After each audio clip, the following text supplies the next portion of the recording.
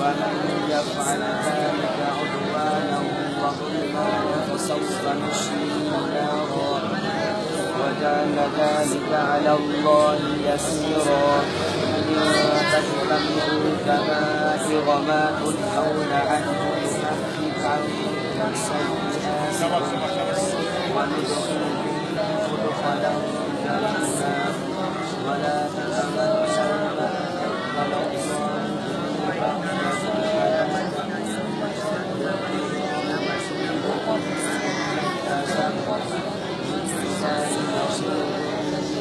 فضل وللنساء نصيب مما اكتسبن واسألوا الله من فضله إن الله كان بكل شيء عليما.